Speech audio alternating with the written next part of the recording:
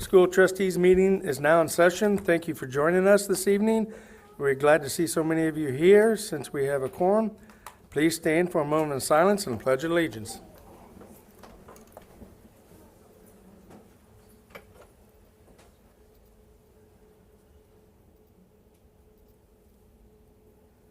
I pledge allegiance to the flag of the United States of America and to the republic for which it stands, one nation, under God, indivisible, with liberty and justice for all.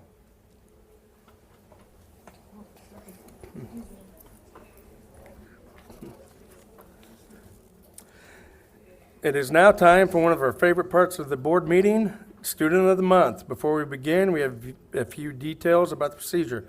David Dixon will be taking professional photos of each student as they receive their award. After all the students have been recognized, we'll pause for a brief intermission. During this time, Student of the Month, their families are invited to the lobby for refreshments. Mr. Dixon will also be available in the lobby to capture the photos of the students and their families and the school representatives.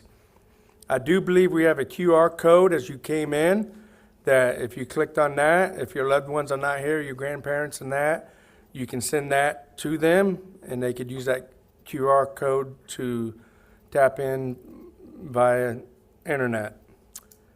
And now we'll begin with the Virginia Early Learning Center. First up.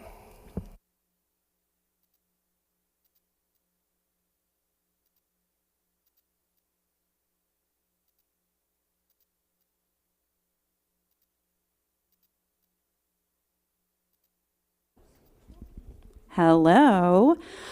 We get to start first. My name is Kaylee Dickin, and I'm Assistant Director over at the Early Learning Center, and I have Eli Young here with me today. I also have Miss Jenny Bolin and Miss Riley Bishop, and they're going to tell us about why they've chosen Eli for our Student of the Month. He's a 4-year-old in our All Aboard program this year with Miss Riley Bishop and her co-teacher, Betsy Petrush. And he has just grown so much in his time with us. And I'll let Miss Jenny share a little bit about that.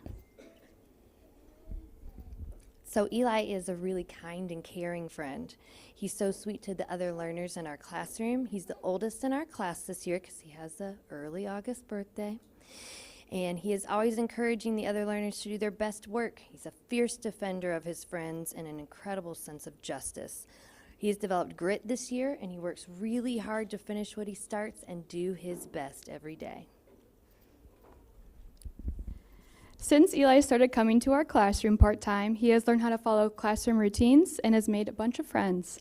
He is walking in line with the class, he raises his hand at circle time and sits quietly, and he even has started to learn how to not get so upset during game time in the class when things don't go his way, which, as a competitive personality, I totally understand.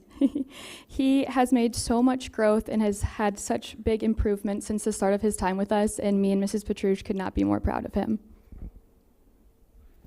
We are so proud of you, Eli, and you're going to be so ready to go to kindergarten next year. Join me in celebrating Eli.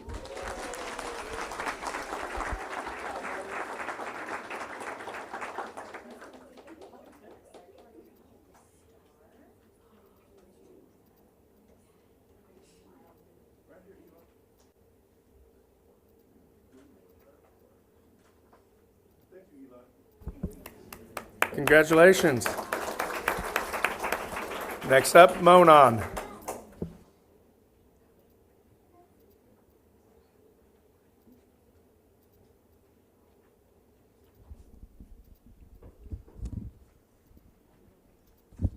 Good evening. I'm Jeremy Marvel, the principal at Monon Trail Elementary School, and I have Miss Kirsten Martin with us, third grade teacher, and we are super excited to celebrate Caspian Martinez as our Student of the Month. Outside of this, my next favorite thing about celebrating our students is the interview I give to them, ask them a lot of questions just to get to know them a little more, because we have quite a few students, and sometimes I don't know them as well as some of the others. But we got to hang out a little bit, and some of the things that I learned I was going to share with you. So, new student, new to Indiana from Florida, so he's experiencing some seasons for the first time and a little bit of snow, even though he's seen it when he's traveled, but got to experience a lot of snow this winter. And I asked him if he was surprised or what he thought about winning this award, and he said that he was really surprised. I asked him why, and he said, well, I'm new and not too many people know who I am. So we had a great conversation about, there's different ways to get noticed, and he is one of those leaders that just stands out by doing the right thing all the time. So we made sure that he knows that, and I know he's going to keep that up moving forward. And I did ask him, what is something that you love doing? Tell me a little bit more about, what you look forward to. He said, well, one thing I really look forward to every single year is my birthday. And do you know when his birthday is?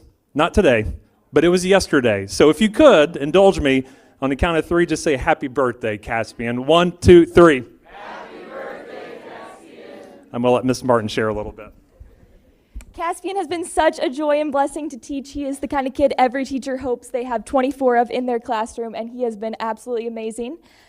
He is so fun. As I'm teaching, he often raises his hand and shares a pun that goes along with the lesson that helps some students remember what we're learning about. He always cracks a joke, and although he came to us this fall, he was one of the first ones to welcome students who have been here for a long time, who didn't recognize a friend. He was the first one to ask people to sit with him at lunch or play with him at recess, and he's so humble, even though he is so bright, which is a skill not a lot of third graders have, so we are super impressed with him. Caspian, it's been a joy to be your teacher this year. And then if you wouldn't mind joining me in celebrating him.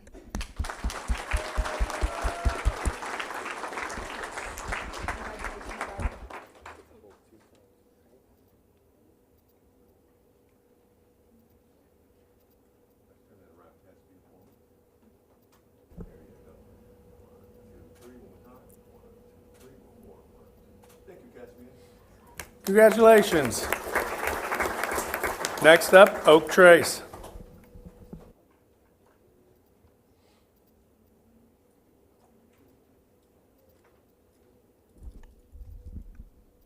Good evening, everyone. My name is Christy Herring, and I'm the proud assistant principal of Oak Trace Elementary, and I have with me John Peter. He also is new to Westfield this year, and we are so glad that he came to Oak Trace. I have Mrs. Higgins here, his third grade teacher.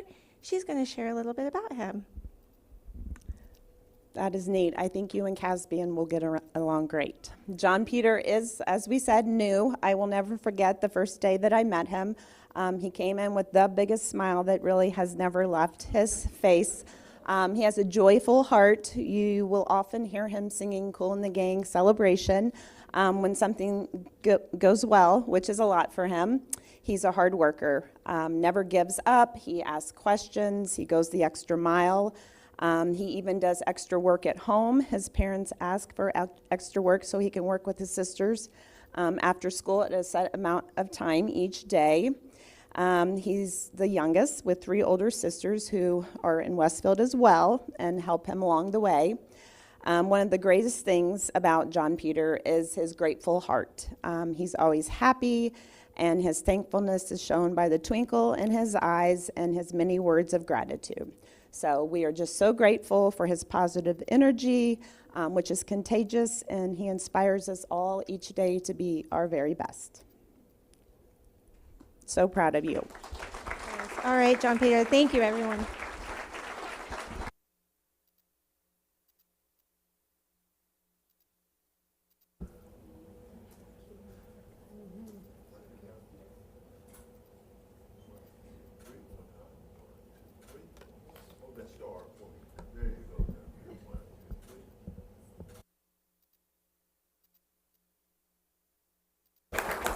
Congratulations. Next up, Shamrock Springs.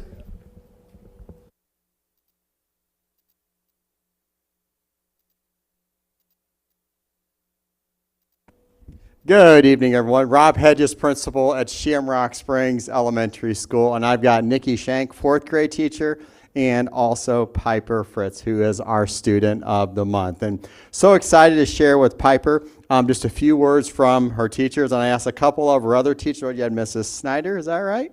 and also Mrs. Burns. And what you hear from just a little bit from Mr. Shank was very similar to what the other teachers have said. But this comes to us from Mr. Shank and also from Mrs. Millspaw, who works with her as a student ambassador.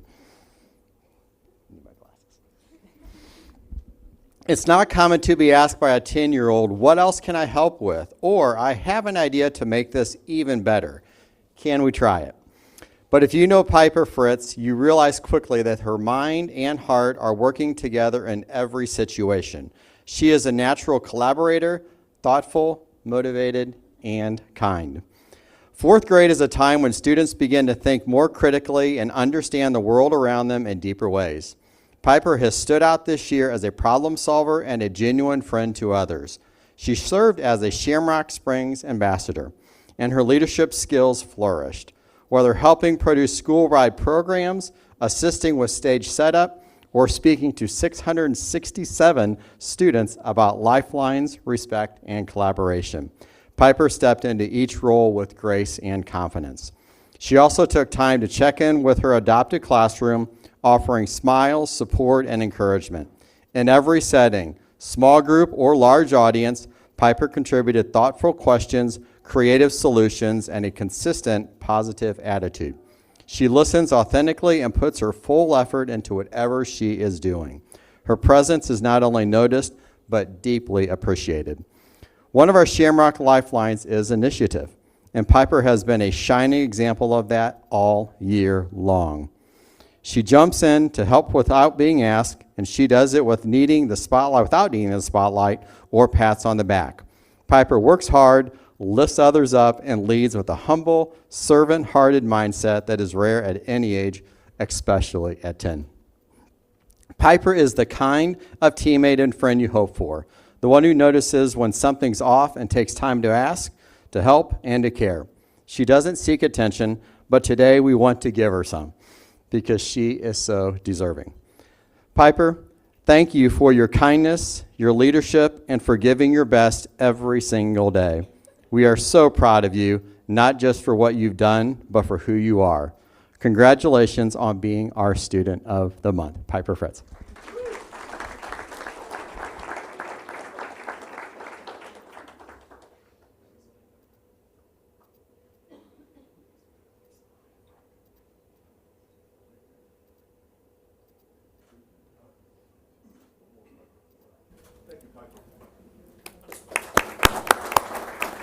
Congratulations. Next up, Washington Woods.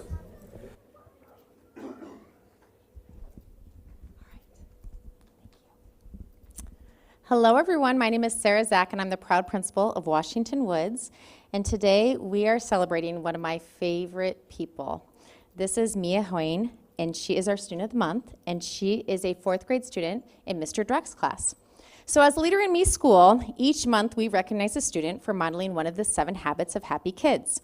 We are recognizing Mia today for sharpening the saw. Sharpen the saw means protecting and enhancing the greatest asset you have, yourself. It means that you balance your life, including mind, body, spirit, and heart. I want to share that Mia has been a student at Washington Woods since kindergarten.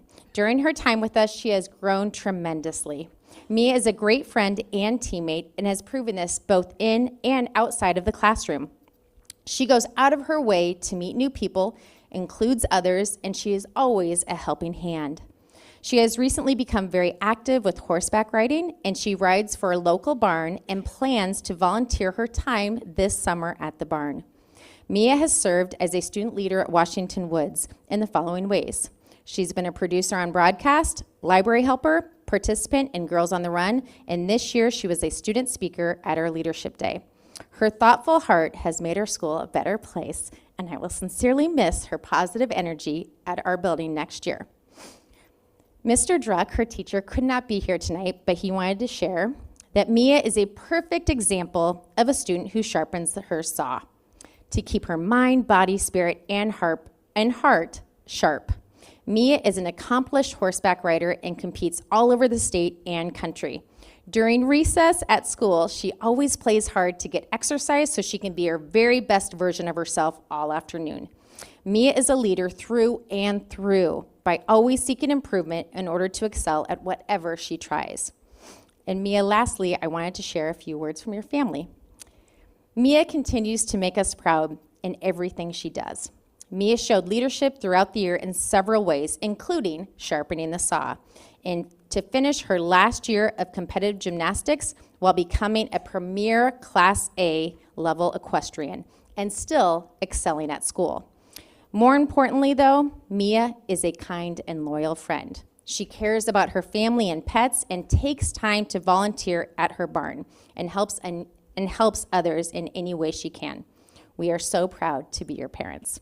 That's from your parents. Mia, we want to say congratulations. I'm going to miss you so stinking much next year. I love you, and we're so happy for you.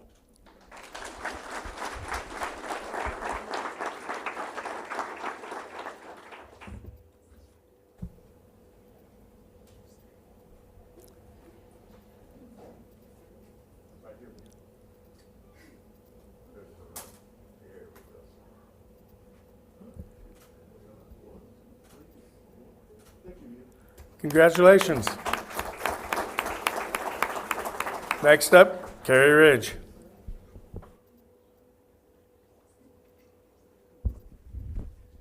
Hello, my name is Andy Hilton. I'm the proud principal at Carrie Ridge, and this is Joe McKinney, our counselor, and this is Kira Pashnik, our student of the month. We also have Natalia Brown, who is sitting down here in the front translating. She works here in central office, one of our parents, and amazing, but she said she wanted all the focus on this lovely lady. So each month we talk about different lifelines at Carrie Ridge, like hardworking, and this last month was perseverance and sticking with it. And even though it's tough, Kira has an amazing story. She is an amazing girl, and I'm going to let Mrs. McKinney share. We are so excited to honor Kira as our student of the month. Kira and I spent quite a bit of time together as she transitioned to school, and I'm so proud of her today. Kira is being honored for our lifeline of perseverance. Kira and her family recently moved to Westfield from Ukraine. This was a huge move for Kira with many new experiences. Our staff shared wonderful compliments about Kira, and her perseverance was the highlight of her strengths. Mrs. Coverdale, her STEM teacher, shared, "I remember when you first started Carrie Ridge, and everything was so new. New buildings, new languages, new friends. I love seeing you bloom more and more each day as a student and friend to others. Your positive attitude, smile, and willingness to learn has sparked your quiet leadership, inspiring others around you."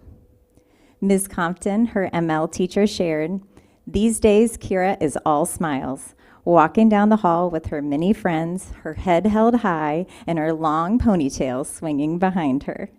She is an eager learner and a super smart girl. With her strong will and independent spirit, Kira's ability to persevere through challenging times are inspiring to us all at Crest. We are all super proud of Kira and can't wait to see all that she continues to accomplish."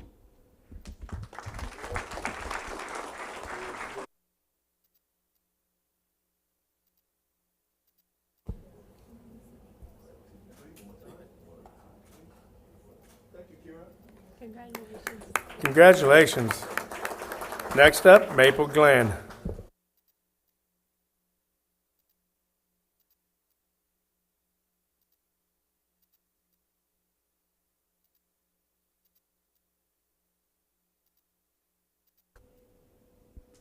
Good evening. I am Mary Beth Fisher, the principal at Maple Glen, and I have third grade teacher Mrs. Baki here and Abudi Essa, one of our third graders.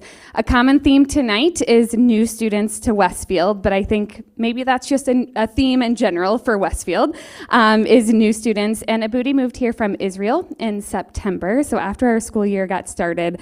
And I specifically remember the family tour with mom and dad and Abudi and going through the school and knowing that it was very different than what he had experienced as far as school goes in Israel, and then also learning a new language at the same time. And there were some hesitations and some worries, and our cafeteria was huge to him. And he has come so very far. And also, one special thing is that Grandma's here for the first time ever, right, from Israel, and it just happened to be when he's Student of the Month. So what an awesome little celebration here tonight. And usually for our May Student of the Month, we pick a fourth grader that we're super proud of and has been a leader ready to head off into the intermediate school, and Abudi's nomination came through, and we unanimously said, it's got to be him, because we are just so proud of all he's done this year, all he's overcome, and all that he has conquered. And who knows, maybe we'll be back next year to celebrate you again. But Mrs. Baki wanted to share a couple words from her. Thank you. Abudi has shown incredible growth and perseverance since joining our class just a few months ago. As Mrs. Fisher said, when he first arrived, he knew little to no English and faced many challenges with his schoolwork. But through hard work, determination, and a positive attitude, he's made remarkable progress. He understands and speaks much more English. He actively participates in our class discussions, and he tackles assignments with confidence. He also always asks me, what do I do next? He's always ready for the next thing. His enthusiasm for learning and willingness to try new things inspire me and his classmates. He's made lots of friends and keeps us laughing every day. Abudi embodies resilience and a love for learning, so he was a perfect choice for Student of the Month. Abudi, I'm so happy I am your teacher, and I'm so proud of you.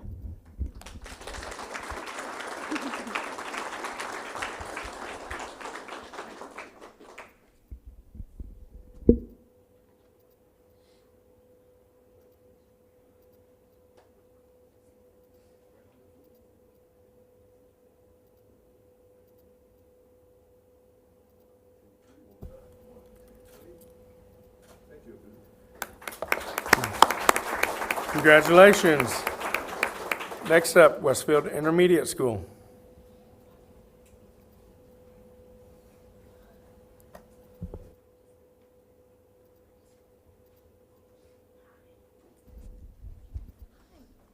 Hey everybody, my name is Jessica Aldrich. I'm one of the assistant principals at Westfield Intermediate School, and I am super excited to introduce our student of the month, Eli. I checked in with him this afternoon, and he seemed excited and nervous because of all the people, but I think he's ready to go, yeah?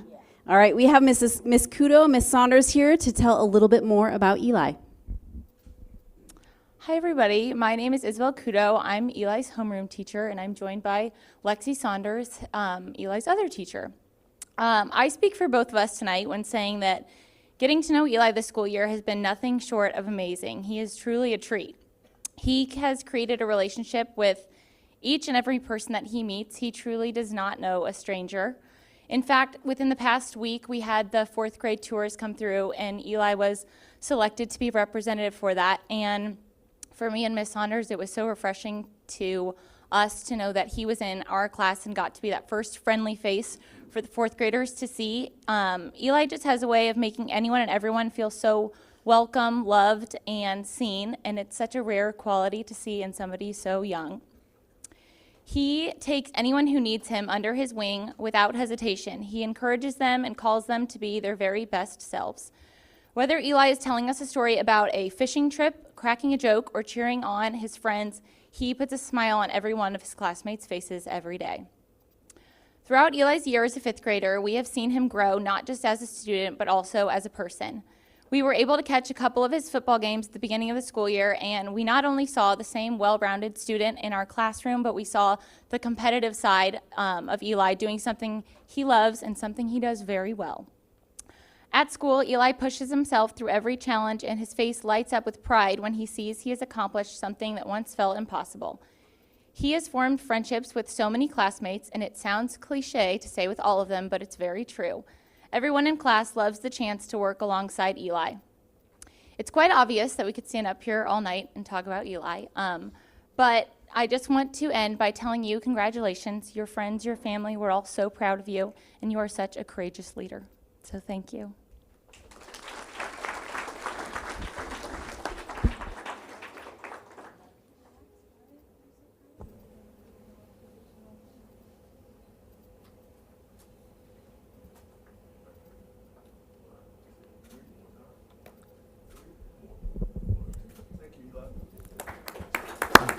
Congratulations. Next up, Westfield Middle School.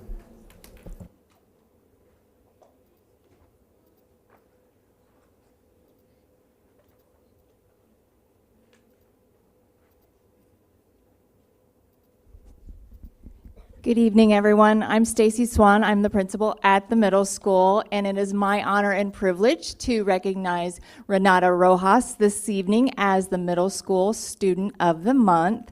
And she is one of our 8th grade sharks for at least the next 8 days, so we're going to miss her very much. But I'm going to read a few things that her teachers wrote about her. Renata is such a kind-hearted and hardworking student. She takes pride in her work and always puts forth her best effort. Renata is an exceptionally kind and respectful to her classmates and teachers. She's a joy to have in class. That's from Mr. Kennedy, your science teacher. Mrs. Brumback says, Renata is a fabulous student who consistently demonstrates a strong desire to learn and grow. She's always engaged in class, asking thoughtful questions that show her commitment to doing her very best. Renata approaches each assignment with determination and puts forth her best effort. In addition to her academic strengths, she is kind and compassionate with her classmates and treats others with kindness and empathy. Her positive attitude makes her stand out at WMS. Renata is an absolutely delightful student to have in class. She consistently brings a positive attitude and eagerness to participate. She always brings help to her peers and is ready to be a helpful hand. Renata shows incredible perseverance in tackling every assignment.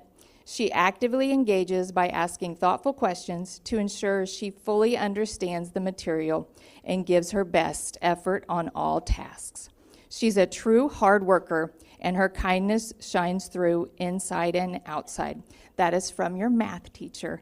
And repeatedly over and over again, and as I talked to her classmates, they talked about her kindness and her hard work and her perseverance. And we're so proud of her. And we've been lucky enough to have her the last 2 years. She's come up through Cary Ridge, one of Cary Ridge's finest, coming through the middle school and heading to the high school. And you'll be very lucky to have her. So we're very proud of you. Congratulations, Renata.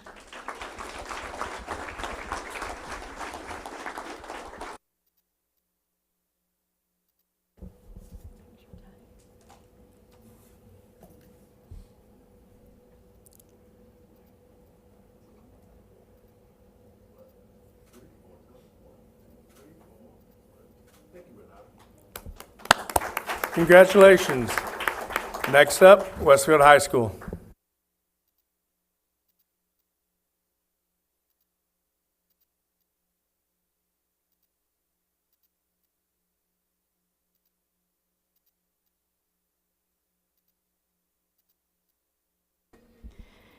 Good evening. My name is Alicia Deniston. I'm principal at Westfield High School. And last but certainly not least, I would love to present to you our student of the month, Ella McGrath, who is a senior and is going to be graduating in, I think the countdown is 8 days or so.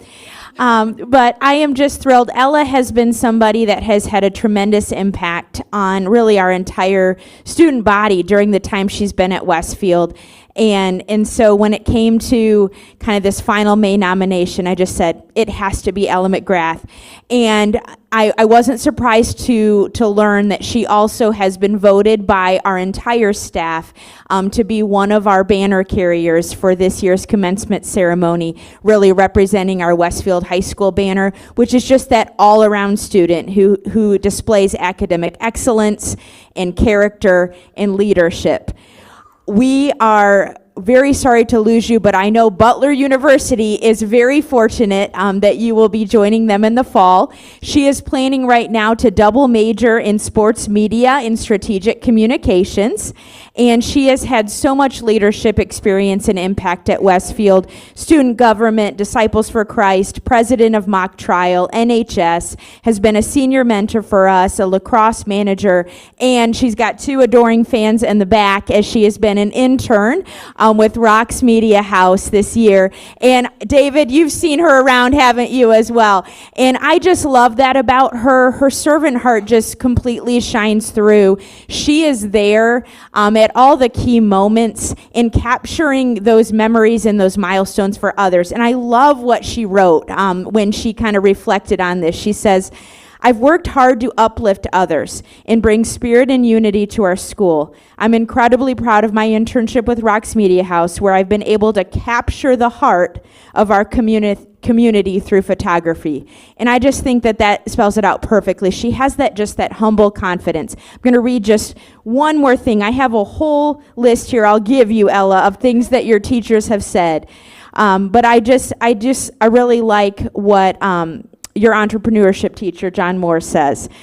Ella is the definition of a servant leader. She is one of the hardest working students I have had, who selflessly puts others before herself. I don't know what life has in store for her, but I do know Ella is going to make a huge impact on everyone she meets. And when we try to pick one student out of 3,000, that's very difficult. So we're really looking for who brings out the best in other people. And that's Ella. Just everywhere she goes, look at that smile, but just the way that she's able to capture other people's memories and other people's achievements and be so proud of them while she herself is accomplishing so many. That's truly, I think, a rare find. So we will miss you, Ella. I'm also giving you one of my favorite books, not that you need a ton of advice in this area, but Developing the Leader Within You. There's a little inscription, and I'm just so proud of you and looking forward to celebrating you more next week, okay? Round of applause for Ella McGrath.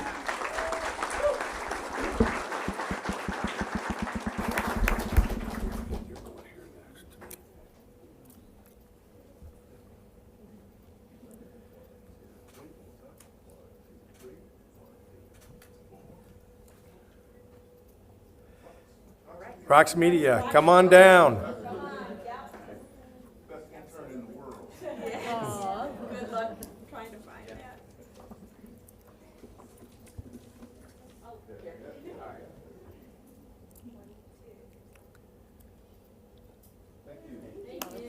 Congratulations.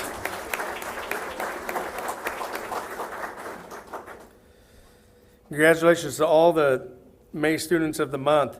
Next, a real quick thing before we go for a recess here. We will hand things over to Dr. Kaiser for our next presentation. Thank you, Mr. Steele. This is the first time that we have a chance to award some of our leadership coins. My thanks to Ashley Knott for working hard on this and coming down with this concept. A leadership award is just try to pat people on the back for again, we heard a lot about servant leadership and people that go above and beyond despite the challenges ahead of them. And so tonight, Paul's going to introduce 4 of our food service leaders, and a special thank to them for their outstanding dedication in quick response and stepping up to operate our school cafeterias on such a short notice. Their commitment ensured students are being successful and meeting the needs of these kids on a daily basis. And we appreciate their hard work and what they've done.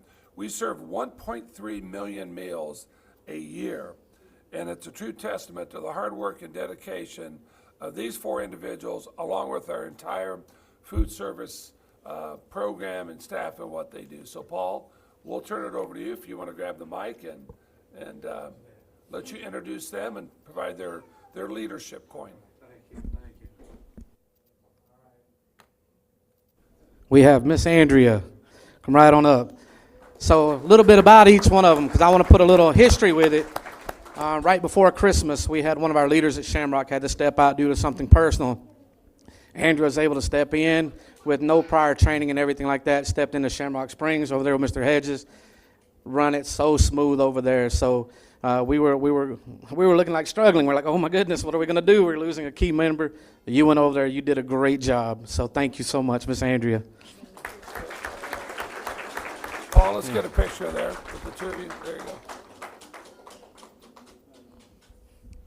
All right, we have Miss Yelamar Donere Pulido.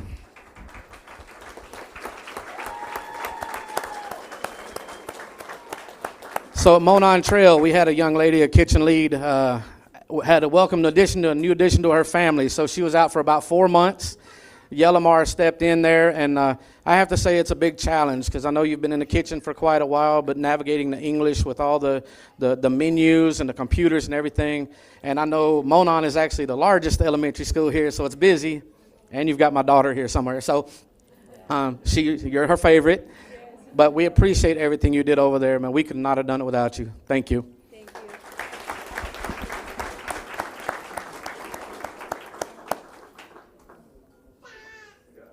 you. Got it. Awesome. Thank you. John Pizarnik.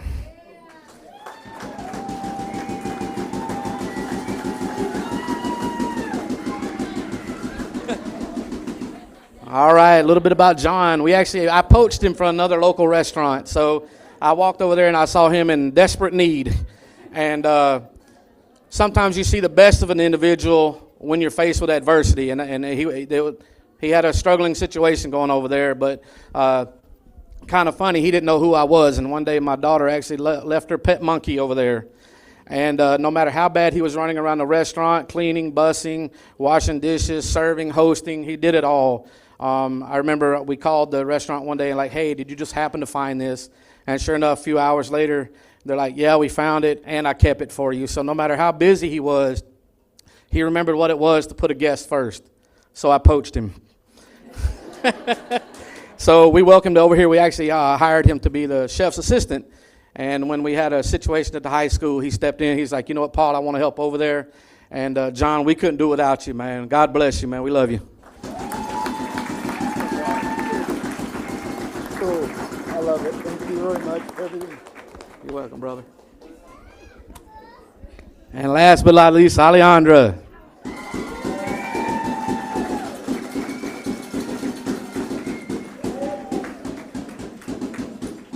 Now I'll tell you, this was a situation I was terrified of. We've been under a food service management company for decades, so we were given the task this year to go independent. So many things had to change, systems had to change. Everything changed overnight. And with change, sometimes people don't. It's hard to accept change. So one day before the high school opened up, our kitchen manager decided to go to Carmel. So we're like, oh Lord, right? I went to Alejandra. I'm like, Alejandra, you're up. She's like, no, Paul, no. And we're going to do this together. And I have to say, this year we've actually served more meals at the high school than we have in history. We've done more breakfast, more lunch, more everything in history under her leadership. So we definitely could not have been as successful without you, Alejandra. Thank you.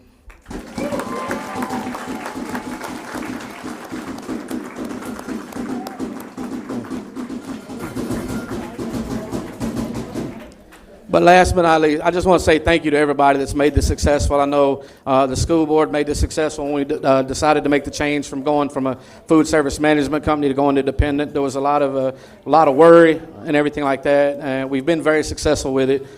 So I'm hoping next year I get to be back in front of you in May and tell you that we did $1.4 million. But thank you. Thank you, Paul. Thank you, everybody, for all your dedication and making sure everybody gets fed. Before we go out for a break for the photos, we have one more special award to present, and Dr. Kaiser would like to present that. So thank you. Thank you, Mr. Steele. I appreciate that. Paul, special thank you to you and for your leadership and what you guys as a team have accomplished. I truly appreciate it and what you've done. Thank you. The next award is the Joe Montalong Award. I've known Joe even before I got here, and the best way to describe Joe is that he gives and he gives and he gives. And this award is named in his honor for a person who advanced the culture and a positivity across the Shamrock community. This is the second time that we're giving this award, and Joe's here to help present it. And I'm going to turn it over to Chris Baldwin, our Assistant Superintendent for Personnel, to talk about the recipient who we're so proud of. Well, thank you, Dr. Kaiser. Thank you, Board. Dr. Malone. Dr. Malone came all the way in from Westfield to present this evening. Thank you for taking the time to be here. We do appreciate it. But As Dr. Kaiser said, I'm Chris Baldwin, Assistant Superintendent for Human Resources, and tonight it's my honor to present an award that's truly special, one that recognizes not only hard work and dedication, but also the incredible impact a person and their attitude can have on the workplace and the community. So I'd like to honor and let's get an applause for our own Cindy Keevil. Come on up, Cindy.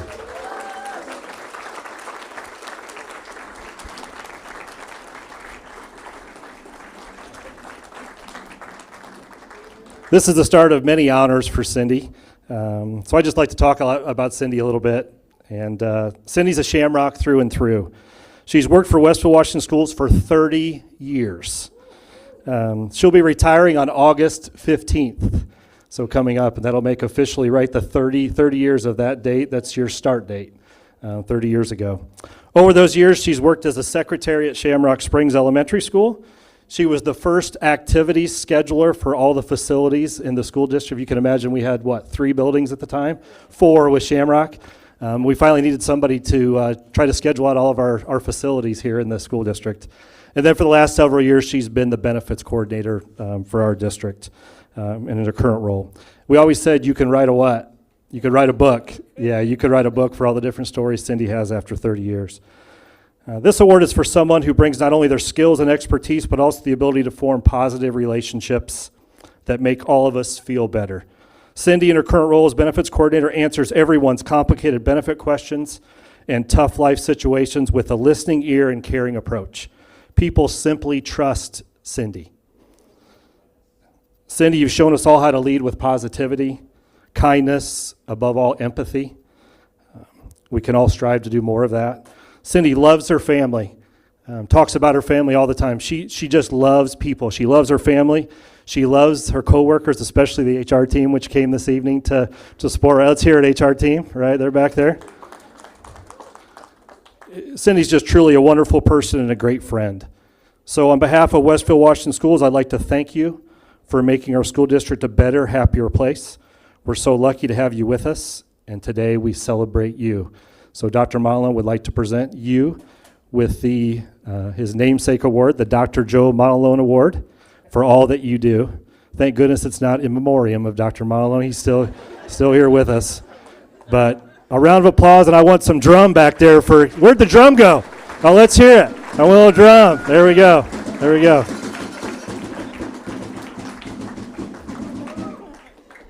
Along with that, this award we have placed out here in the lobby of central office, and Cindy's name will be placed there along with her receiving this award.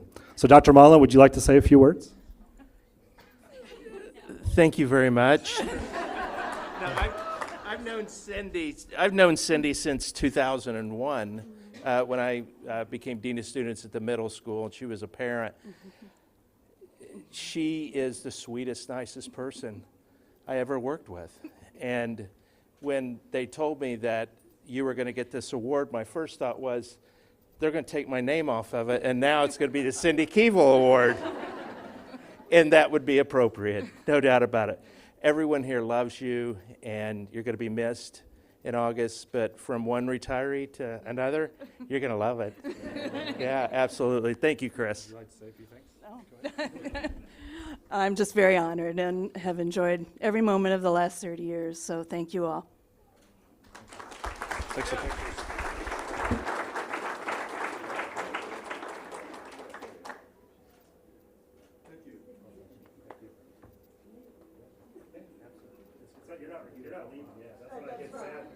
Yeah.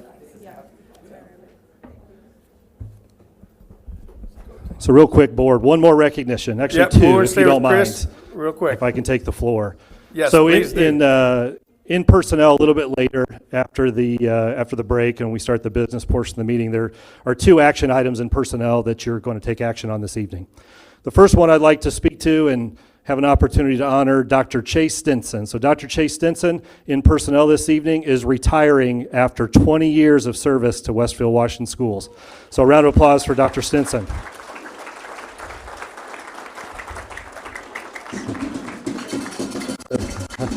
Love it. Well deserved. So the majority of those years, Dr. Stinson was in charge and the director of our special education and student services department. The last year, I was lucky enough to work with him in the Human Resources Department. What I can say for Chase and I started at the same time, and as we've seen the district develop, I can't say enough about our special education program is where it is today because of Dr. Chase Stinson. And those that are here that work for the school district can agree with that. And the reason is, I know Chase he will deflect, and it's all about his team, and he has great people. But the leadership that Chase showed in terms of how he treated people, he always wanted the best for every single student, that every single student can learn, they have the opportunity to learn, they are welcome in our schools, and they are supported to reach those goals. And as Chase said, his most proud moments are when those students would walk across the stage at graduation, commencement, and see those students that he's known for all these years, and they finally graduate and are going on to great things. So I can't say enough. Again, another round of applause for Dr. Chase Stinson and his 20 years of service to Westfield Washington Schools. Wow, thank you.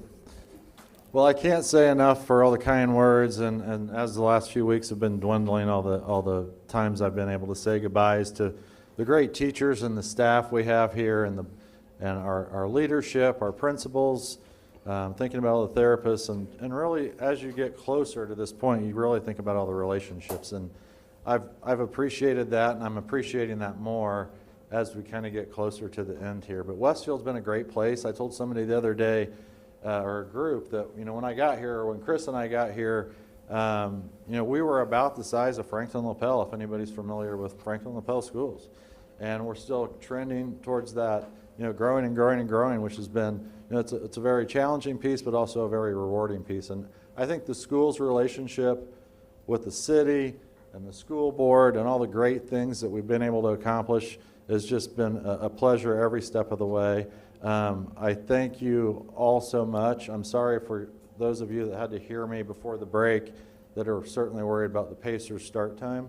So to all of you that are going to head out like me, and I still have to stop at Chick-fil-A before I get home, but so I'm a little worried about that. But it's been an absolutely epic time in Westfield being a teacher prior to arriving, and I can't say thanks enough to all the support over the last 20 years so that we're able to certainly help kids grow and learn and become productive adults. So thanks again, I appreciate it. I hope I can stay connected in some ways still. I did move out of the big city, Limelight, up to Cicero, so I've been up in Cicero the last year. But I hope to stay connected in some kind of way, and if I can ever help, certainly let me know. Thank you again. So good. Thanks to Chase. 30 years total in education, 20 years here at Westfield. Last item I'd like to make note of is we'd like to make note in personnel, you'll be receiving the resignation of Brian Tomamichael. Brian, if you don't know, was selected as the new superintendent at Mill Creek Schools. Brian is going to go on and do wonderful things in that school district. But I will say he's been in Westfield for 8 years. And in those 8 years, the partnership that we've had, I can just speak for my own, that in many ways, financially, where Brian has put this school district and worked over those 8 years, he's done amazing work to get Westfield to where we are today. Also, all the building that's going on here, Brian is the major part of the work that Brian puts into when it comes to all the construction that goes on.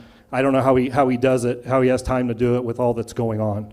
I can say personally, in terms of human resources, when we work with negotiations and do things with teachers, while Brian's focus is on business, his focus really is on students and then teachers. Brian would always find a way to make sure students and teachers have what they need to learn. And if we didn't have the money right now, we were going to find a way to find that money to support our students and teachers. So while his title is Assistant Superintendent for Business and Operations, his true passion and what he was all about was students and supporting our teachers to support those students. So I would just like to say, Brian, it's been a pleasure working with you. I know we'll continue to stay in touch, but we all wish you the best in your new position, and we know that you'll continue to make Westfield proud in that position and do great things for Mill Creek Schools. So congratulations. So round of applause and some drum for Brian Tomamichael.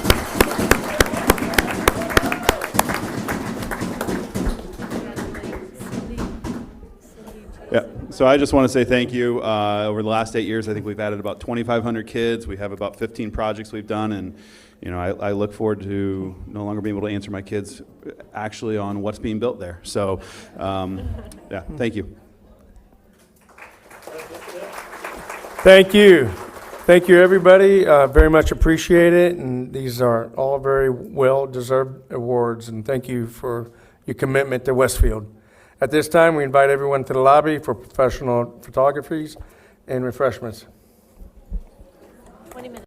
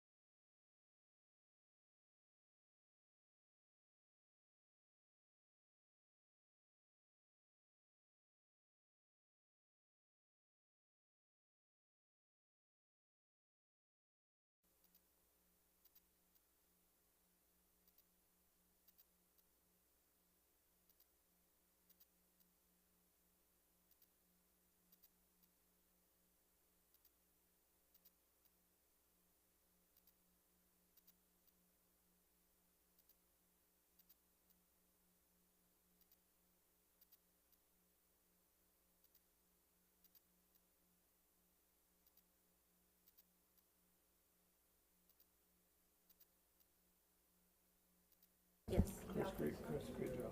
Test 1, 2. All right, we're back to the meeting. Thank you for everybody.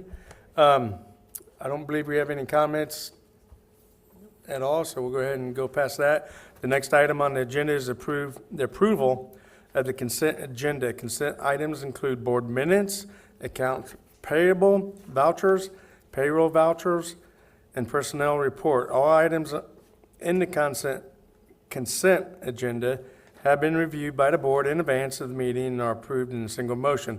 At this time, I will entertain a motion to approve the consent agenda as presented.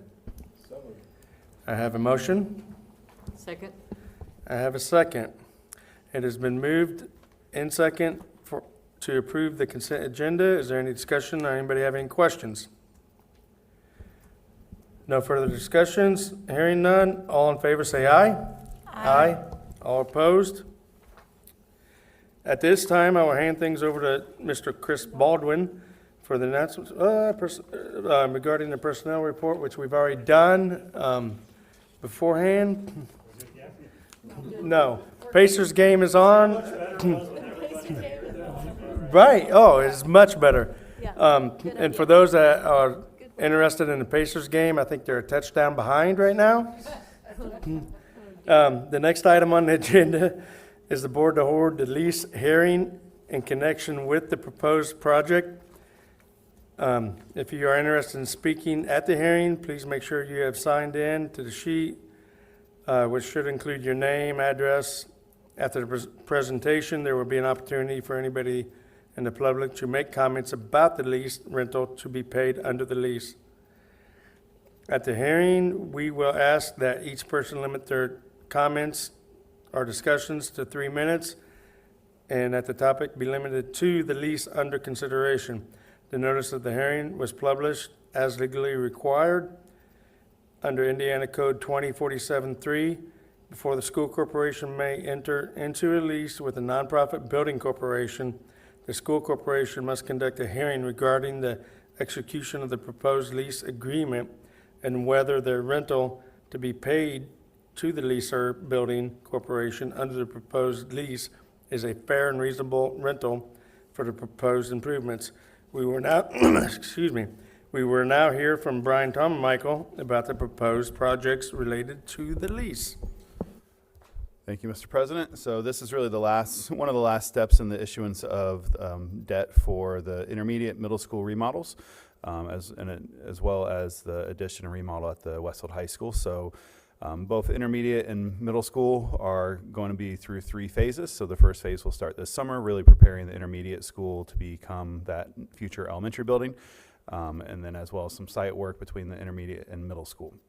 And then the high school is still currently under design, working with Dr. Atha and his team and Schmidt and Core working through that, and that design will come through the board here at a later time. So this is really the last step. Original project hearings and everything else occurred back in November, December. We've gone through our waiting period. We've already gone through approval of the actual projects. This is just kind of the last formality within the lease hearing. And then once we close the hearing, there will be 3 resolutions for the board to approve to finalize that official process.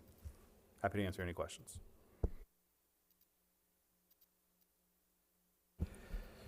Anybody up here have any questions or concerns?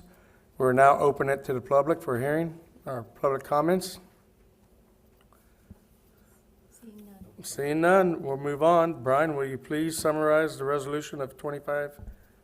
Oops, sorry, I'm getting ahead of myself here. We will now close the hearing and reopen for the regular meeting.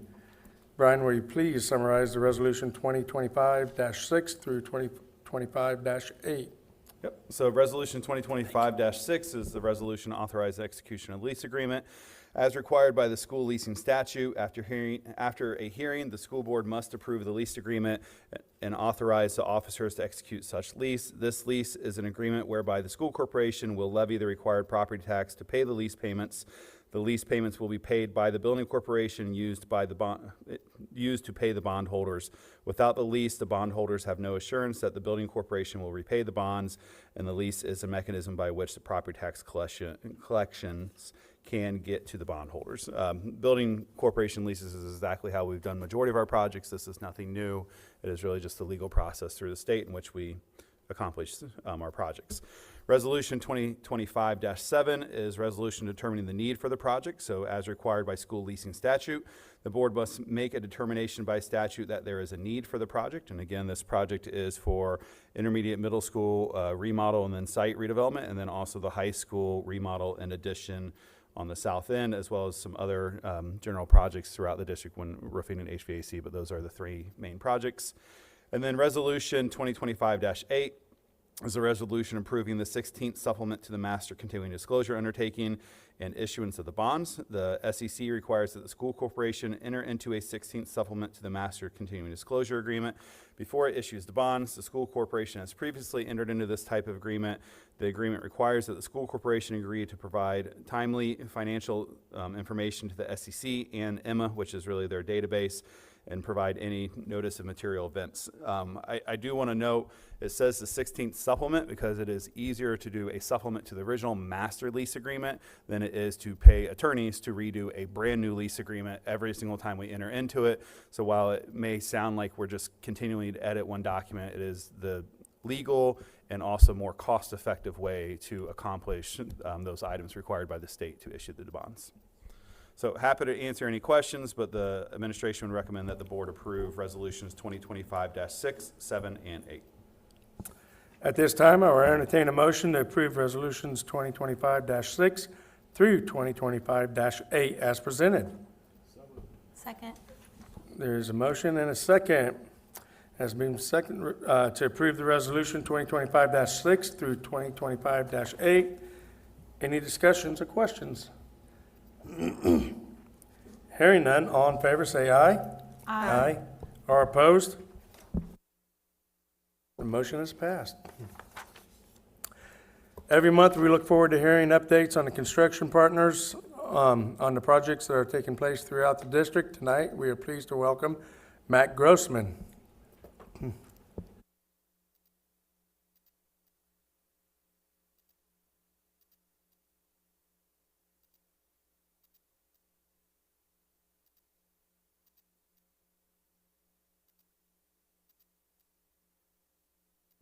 There we go. Sorry about that.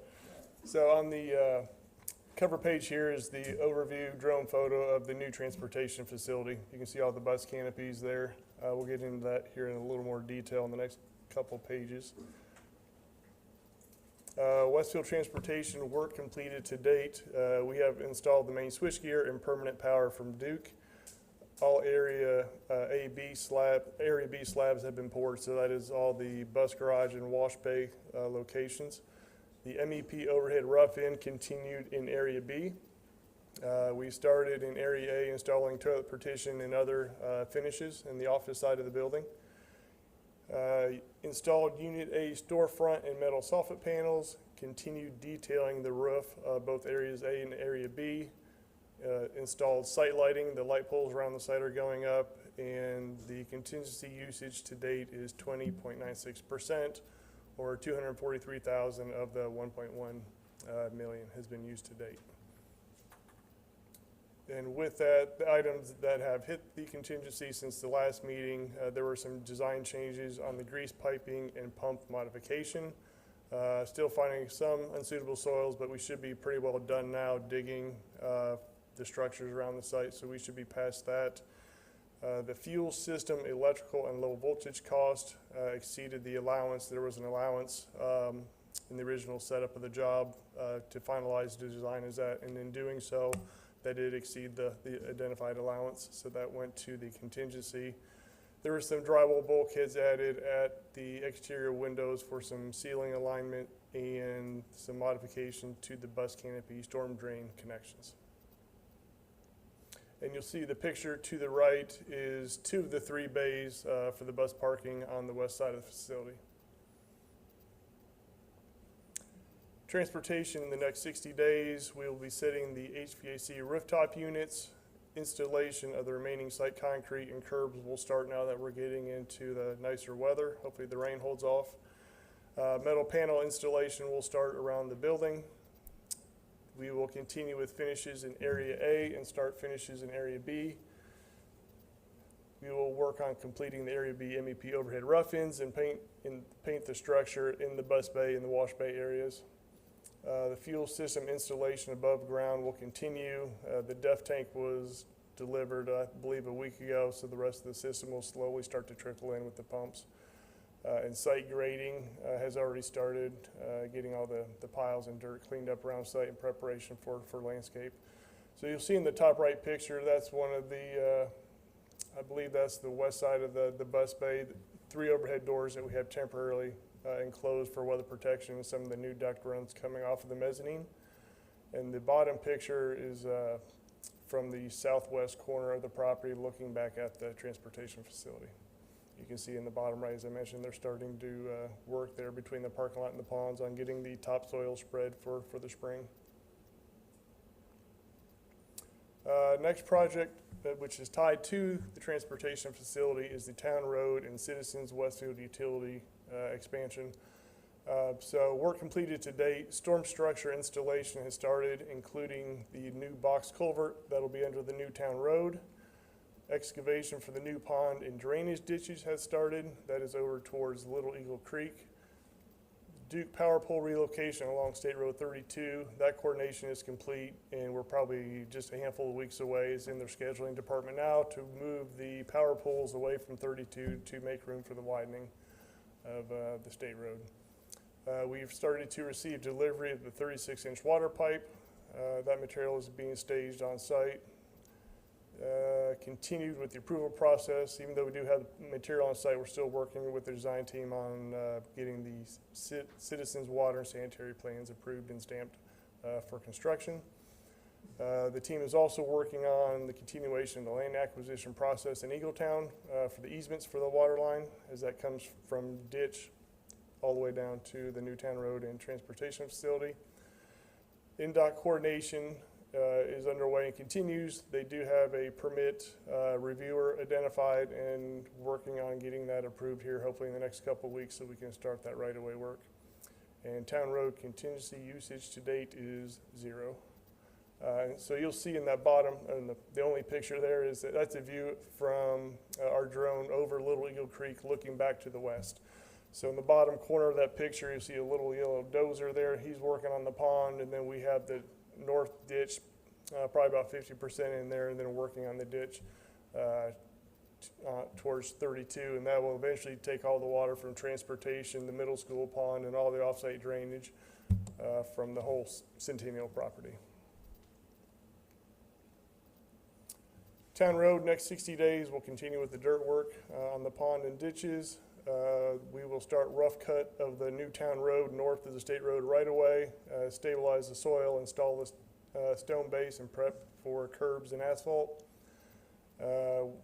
Next 60 days working, hopefully we get the citizens' approval for sanitary and water line. Continuation of land acquisition, I believe that goes through early July, if I recall properly, so that'll continue.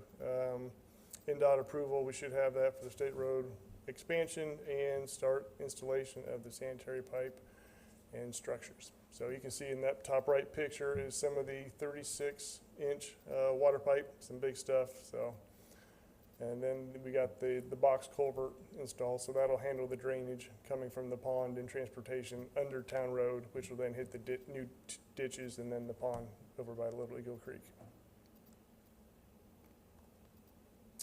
Westfield Operations Building, which is the existing transportation facility, completed to date. The steel material is on site for the new warehouse, and rebar is currently being fabricated and will be here on site shortly, and then we're just waiting on the application for the building permit, and then we'll be able to get the true shovels in the ground after our ground break this evening.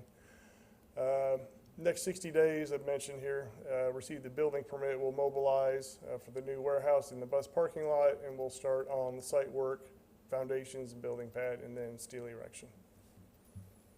Bottom left picture is part of the pre-engineered metal building package that is currently staged out there on site, and the right picture is the rendering for the addition on the front of the transportation facility to freshen up that new facade for the operations building. Shamrock Station, work completed to date. In-wall inspection for the renovation has been complete, and drywall installation and finishing has started. Existing roof deck has been foam insulated, and the new roofing system installation has started and continues. Exterior wall framing for the addition is completed, and sheathing has started. MEP overhead rough-ins for the addition have started and are pretty well complete. Shamrock Station contingency usage is 62%, so 304,000 of the 489,000 has been used to date, and the bulk of those has been unforeseen conditions from the old library as we've continued with demo and the building process and continued to uncover substrates that just weren't suitable or piping that wasn't suitable for turnover at the end of the project. So I think I mentioned those there with the installation of the flat roofs. Part of that was the existing dry pipe sprinkler system and the electrical switchgear modification. You can see in the top right picture all the new roofing that has taken place. So the white is all the new membrane roof that has been installed. Shingle roof has been started this week on the existing roof on the east and west side. And you can see in the bottom right picture some of the drywall finishing that is ongoing. Can I make a comment on this? Yes. Just for the board's knowledge. Notice the contingency that has been utilized. When you're remodeling and adding to a building that has had, 3 to 4 renovations over the years, there's just a lot of things you don't know until you get there. You start digging in the roofs and a lot of things where you know, so the new construction, we haven't used a lot of the contingency. So this is not unusual in a renovation project like this. And again, especially because it was built over time by different contractors and having as-builts that are accurate. Final documents sometimes are not accurate. Right. And so again, it's not unusual. We didn't have a large contingency on this project, but again, that's not unusual having a larger percentage used in this type of construction project. Right. So. Yeah, thank you. And I think with where we're at today, we should be past most of those unforeseen conditions. So next 60 days, which pretty much takes us through the beginning of school. I could list 50 items here, but we've got a lot of stuff going. Masonry, window, and metal panel installation will be ongoing. Site concrete is getting started here. We'll really hit that once school is out, so we can get all of our contractors out and into the adjacent parking lots and really hit the site construction. Landscaping will be getting started, interior finishes, installation of the HVAC equipment and kitchen equipment. So the next 60 days really takes us up to the beginning of school and the turnover of Shamrock Station. And that is it for our construction updates. Any questions? We are turning over, we are slated right now for punch the last week of July. So everything is currently still tracking for you guys to have that space for opening of school. I did want to add one piece on the land acquisitions for the water line going down State Road 32. We have about 2 properties left that we're negotiating on. The hope is we should have all those settled up, that we'll bring a complete packet to you in June for you just to approve, so we can say the board's approved all the acquisitions of those properties. But anything that's been on budget or really near budget within that project, we've already sent out some checks to families to acquire the easement we needed, and we just have a couple more to go. Very good. Thank you for the update. Thank you. Good evening, members of the board. Quick update on the remaining projects that are being installed by Core and Garmong. And a couple comments on some essentially projects that are completed. Cary Ridge Elementary School, the addition. Last week I did the 10-month walkthrough, which is the warranty walk with Skillman to identify anything within that 1-year period that they have to correct and replace, repair. There were very, very minor things, pretty much landscaping, shrubbery that had not made it that first year was probably the biggest thing that we found, and a few very minor things inside the building. So that was completed. And on Westfield Tennis Center, as you know, that building's complete. We are still working with the city to get the final certificate of occupancy, and their inspectors just come out and make sure everything is done per drawings and specifications. The last thing is plantings. They want to make sure all the plantings are in place and look viable before they'll sign off and give us final certificate of occupancy. We expect that in the next week or so for those two projects.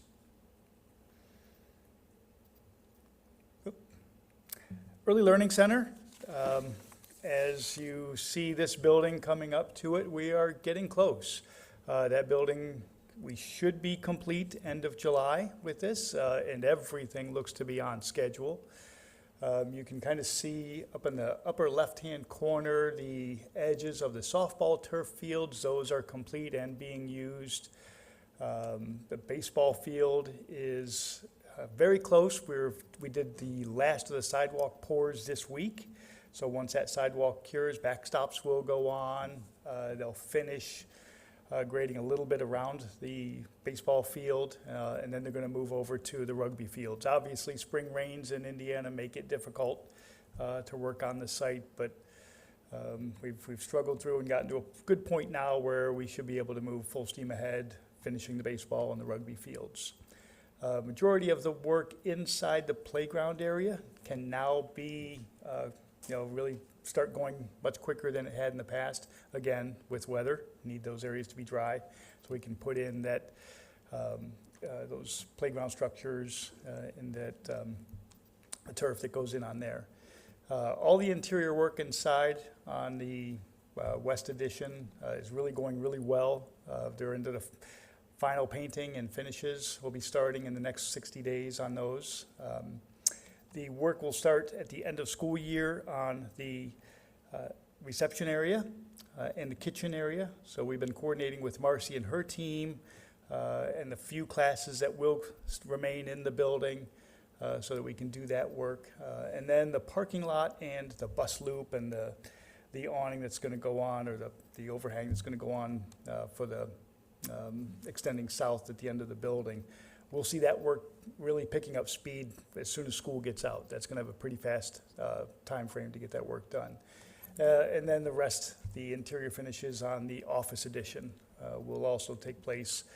They've got to do some work above the ceilings going back into those offices. So as soon as school lets out, we'll be working with the finance team, the business team to get out of those offices, to give them about 2 weeks to get the overhead work done so that we can finish those office spaces.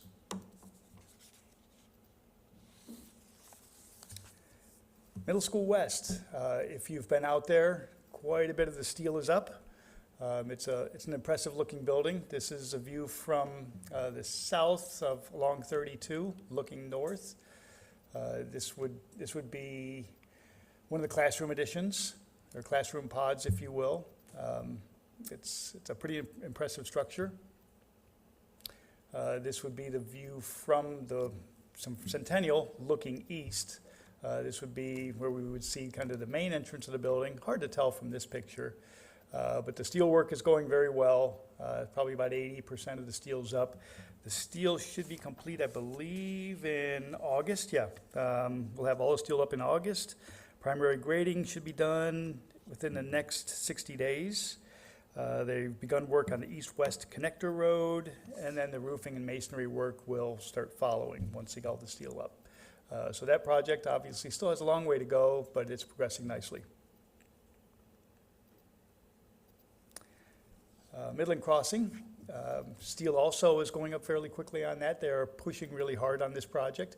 Weather delays early on had kind of hurt the schedule, but they've made up that time.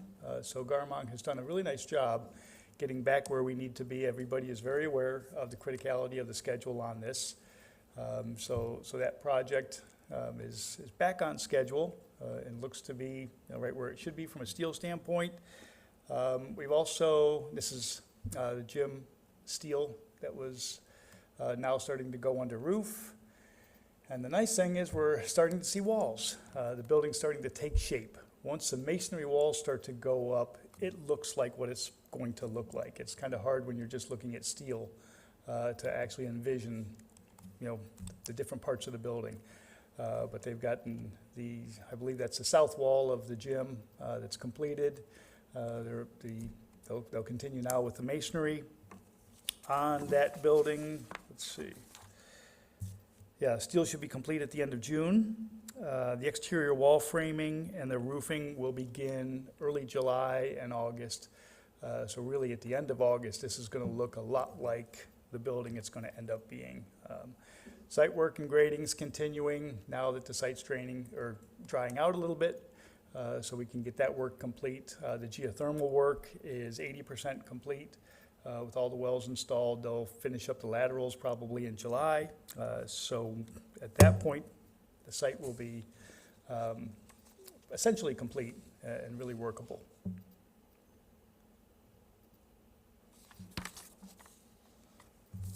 Any questions on the Core and Garmong projects? Can we go back to early learning? When did you think then the rugby fields would be done? Rugby fields on early learning are end of, let me make sure I get that correct, because I check on that about every other week, because I get an email from Erica about every other week saying, can we get on them? Brian, So, Fred told me August 1st. for rugby, Rugby. they'll beat that. Okay. They will, so Core has, let's see, rugby, end of July, so, sorry. I was thinking it was end of June, but it is end of July. And August I'll just 1st. add, I've been watching that, and, the last fields I did like that, we had a great winter.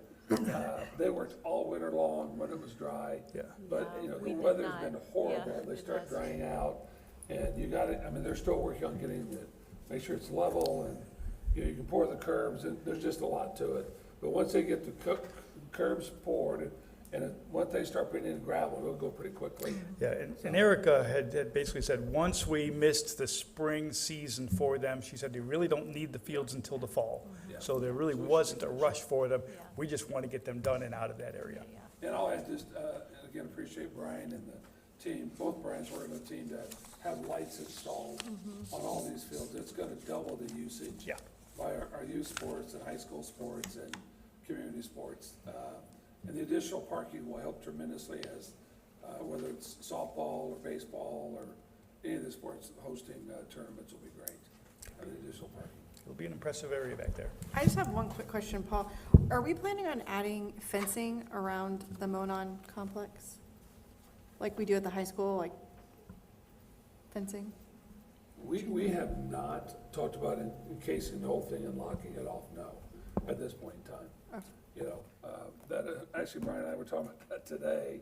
We know people are gonna pop on there and try to use it, we'll just have to supervise that. You could try to fence the whole complex then, but that's a large area from that standpoint.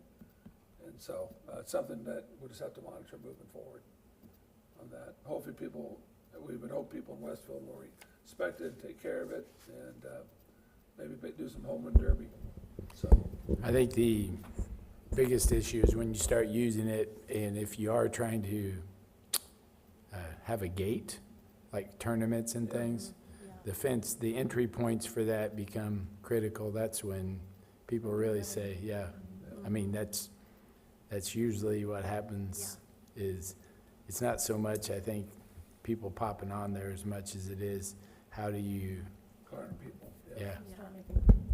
Those fields should be huge revenue sources for our youth sports and others that use it, the rugby club and lacrosse and all those things. It's a great opportunity for them to help fund their programs independently with those tournaments. Yeah. Thanks, Brian. You're welcome, thank you. Very good, thank you, gentlemen. We look forward to watching these projects continue to take shape. Up next on the agenda is Maple Glen dishwashing lease. Mr. Brian Tommichael. Thank you. So, actually about a month ago now, we had our old dishwasher at Maple Glen had a heating coil overheat and actually catch fire. So luckily our crew that was on site was able to get that put out before any incident happened, but that did ruin our dishwasher.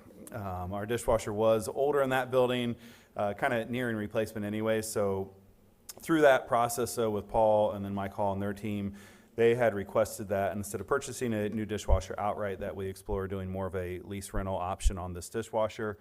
You'll see that the dishwasher is $335 a month, along with $500 in cleaning supplies.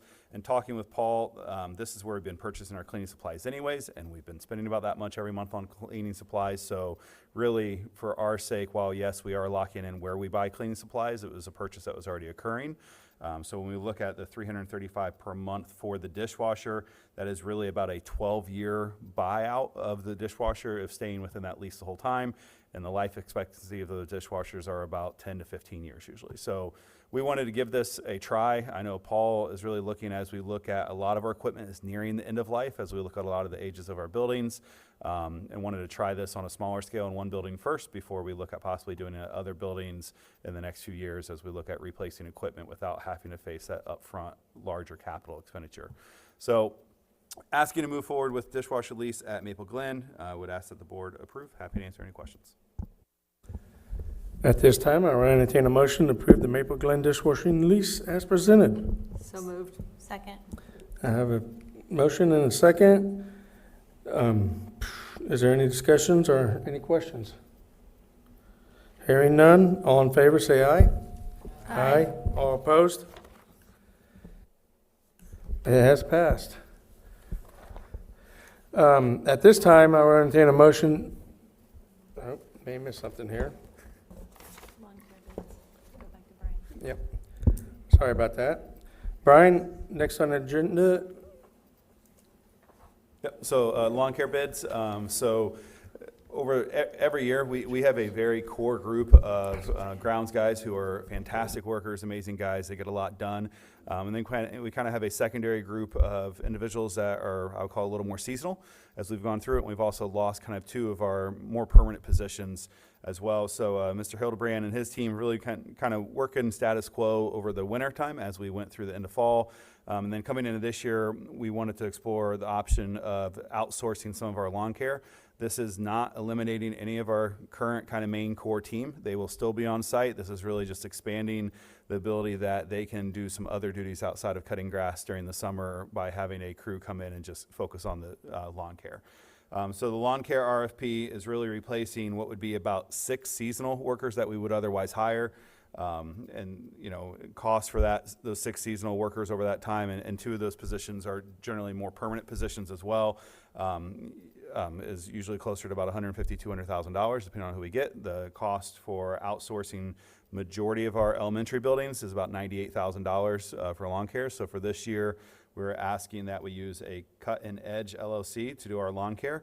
They did actually do a first cut this past week. We needed to get a cut in, so we told them we would just pay them for that one cut.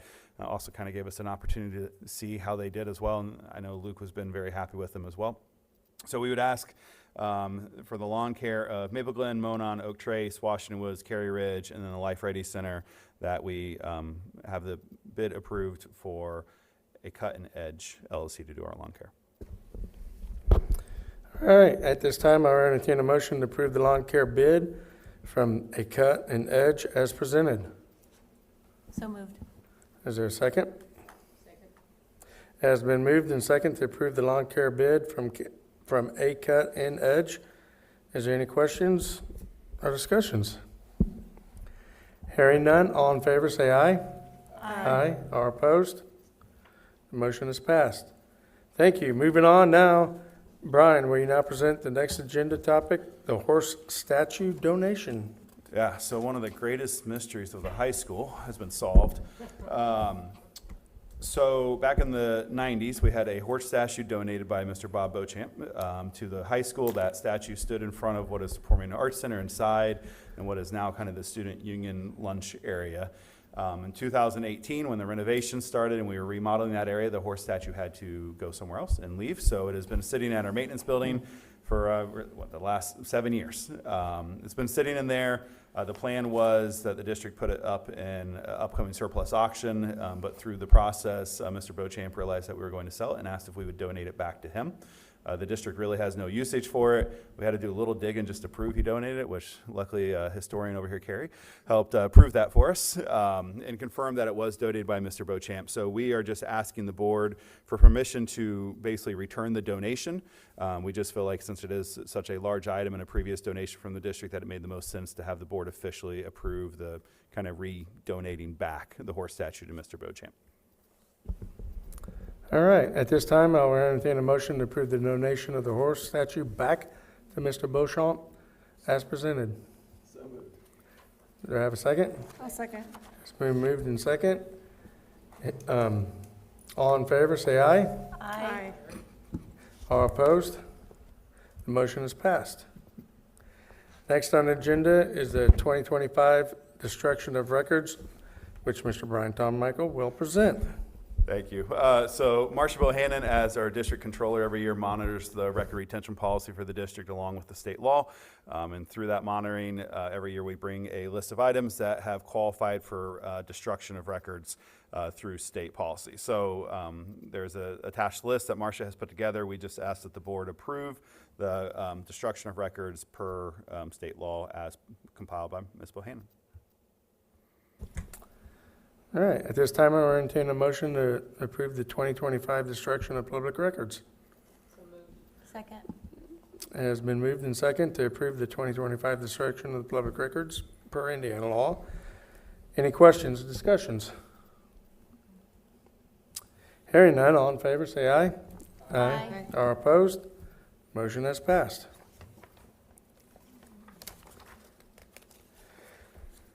Mr. Tom Michael, again, we go back to you for the bank to fund balance.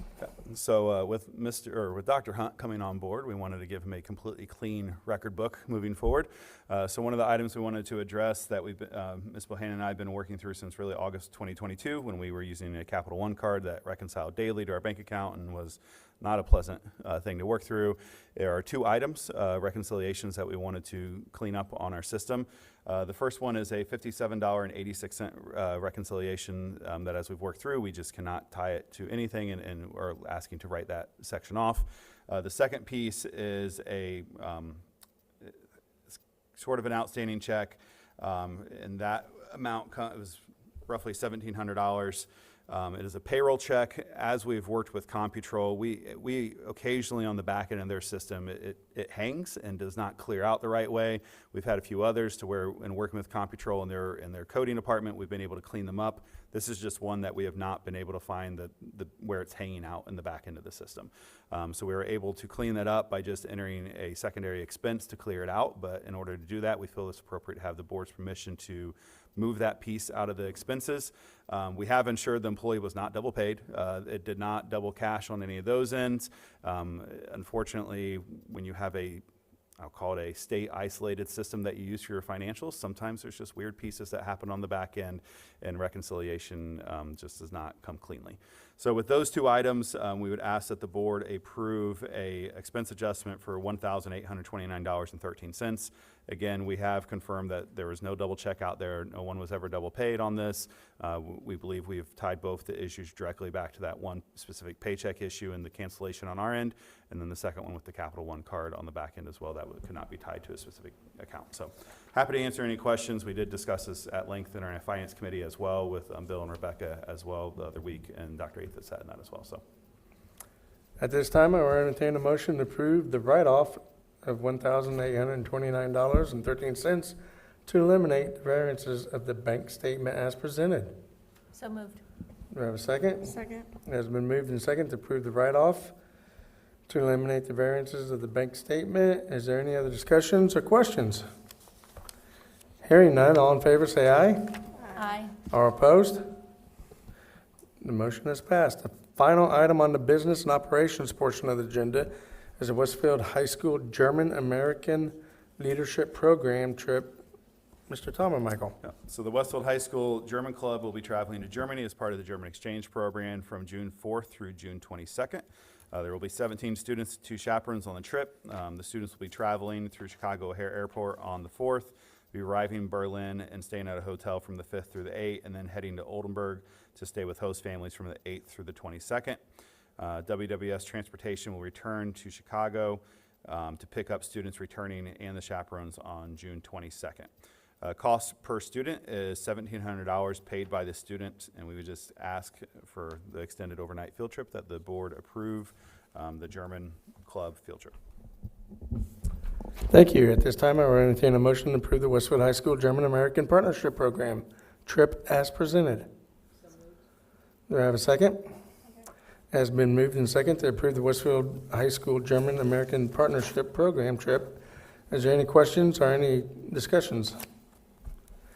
Hearing none, all in favor say aye. Aye. Aye. All opposed? The motion is passed.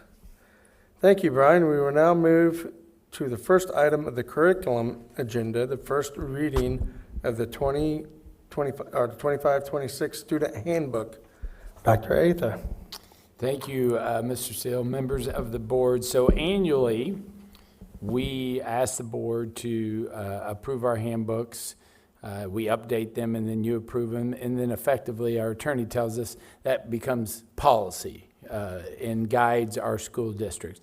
And so since Dr. Kaiser has been here, one of the things he has advocated for is horizontal and vertical articulation.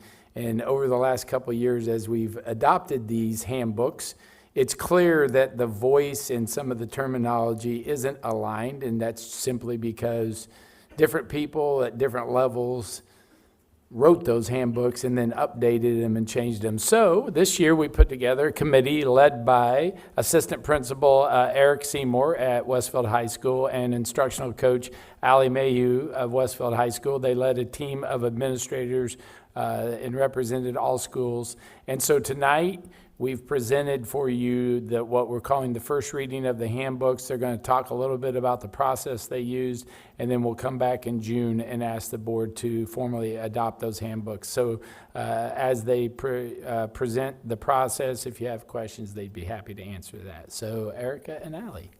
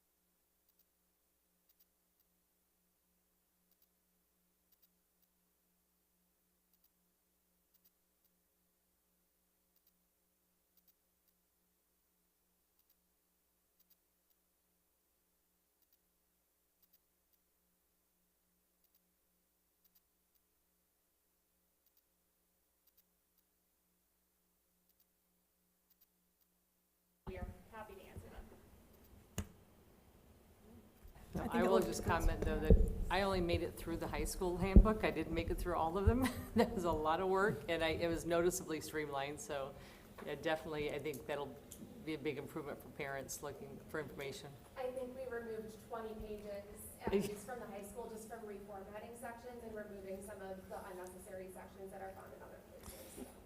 And that's, over the years, typically, Erica, who is an assistant principal and handles a lot of discipline, they are the ones that at each level that add to and clean up. And so a lot of times you just get to this point where you don't want to remove something because you don't know, because you just keep adding, you keep adding. So we needed this. We appreciate your efforts.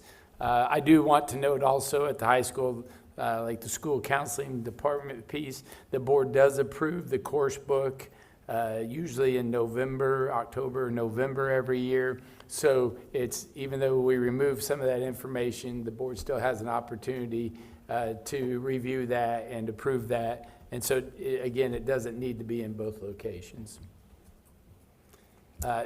Big shout out. Matter of fact, I wasn't able, Stacy was attended the first meeting. We talked about this because this has been a pain for us in this office, just trying to update and coordinate that.